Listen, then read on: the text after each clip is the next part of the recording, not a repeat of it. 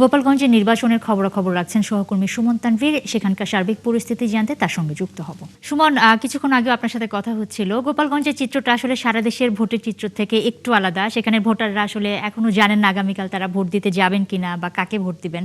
তারপর আসলে সব শেষ অবস্থা একটু জানতে চাই, আইন শৃঙ্খলা পরিস্থিতি কেমন দেখছেন সব মিলিয়ে?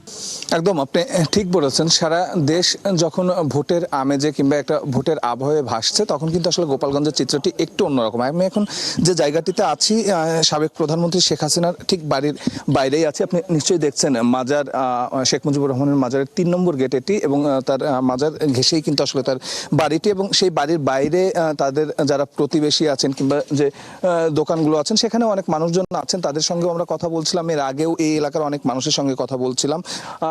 একটু আমরা তাদের সঙ্গে কথা বলতে চাই। একটু বলবেন, কালকে আসলে নির্বাচন, আমরা নির্বাচন উপলক্ষে ঢাকা থেকে এসেছি আপনাদের এলাকায়। আপনারা কি কালকে যাচ্ছেন ভোট কেন্দ্রে? এখন ঘরেই হবে বিয়ে বাড়ির পোলাও, যদি থাকে আকিজ এসেনশিয়াল সুগন্ধি চিনি গুঁড়া চাল। আসলে আমাদের এখানে যদি স্থানীয় কোনো নির্দেশনা আসে, আমরা এর পরই ফলো করবো ইনশাল্লাহ। মানে এখন পর্যন্ত সিদ্ধান্ত নিতে পারেননি? না। একটু কাকা আপনি বলবেন যে অনেক বড় আয়োজন, কালকে ত্রয়োদশ জাতীয় সংসদ নির্বাচন, আপনাদের এলাকায় প্রায় 8 জন প্রার্থী আছেন, যাচ্ছেন কালকে ভোট কেন্দ্রে? ইনশাল্লাহ ভোট কেন্দ্রে যাব, তবে আমাদের নির্দেশনা যদি আসে সেভাবে কাজ করবো আর কি। মানে দলীয় নির্দেশনার অপেক্ষায় আছেন আপনারা? জি জি জি।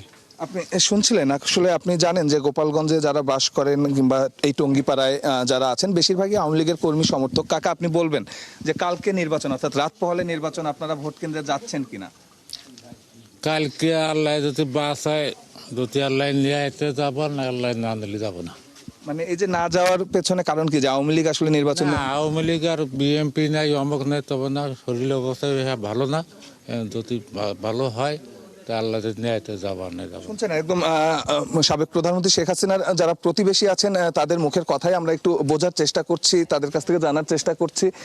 আমরা আরেকজনের সঙ্গেও একটু কথা বলি। আপনাকে অনেকক্ষণ হলো এখানে আছেন, আপনি একটা ব্যবসাও করেন। কালকে ভোট, আপনারা কি যাচ্ছেন না? অনেকেই বলছে তারা যাবে না, আপনার সিদ্ধান্ত কি? আমাদের এটা মনে করেন, আমরা আওয়ামী লীগ করি, টুঙ্গিপাড়ায় আওয়ামী লীগ নাই, আওয়ামী লীগ ছাড়া নির্বাচন হচ্ছে। তা এখন ভোট মনে করেন এতদিন দিছি, এবার এখন তাহলে কোনো নির্দেশনা পাই নাই, পাইলে যাব আর কি। মানে দেশের বাস্তবতায় আওয়ামী লীগ এখন নাই, আওয়ামী লীগ এবার নির্বাচনে অংশগ্রহণ করছে না, এই বাস্তবতাটা আপনাদের মেনে নিতে একটু কষ্ট হয়ে যাচ্ছে এরকম? জি জি। আমরা শুনছিলাম আসলে সাবেক প্রধানমন্ত্রী শেখ হাসিনার যারা প্রতিবেশী আছেন, তার দলীয় যারা নেতাকর্মী আছেন এবং এই এলাকার যারা বাসিন্দা আছেন, এবং সবার সঙ্গেই আমরা আসলে টঙ্গীপাড়ায় কথা বলেছি, তাদের সবাই কিন্তু দ্বিধাদ্বন্দ্ব যে কালকে আসলে ভোট কেন্দ্রে তারা যাবেন কিনা। গেলে আসলে তাদের যে চাওয়াটা, যে এইবার যেটাই হয়েছে, আগামীবারে যাতে সব দলের অংশগ্রহণে একটি গ্রহণযোগ্য নির্বাচন হয়, এবং যে নির্বাচনে তারা উৎসব মুখর পরিবেশে আসলে সবাই অংশগ্রহণ করতে চায়।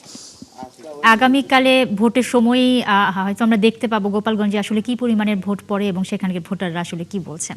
অনেক ধন্যবাদ আমাদের সাথে যুক্ত হবার জন্য।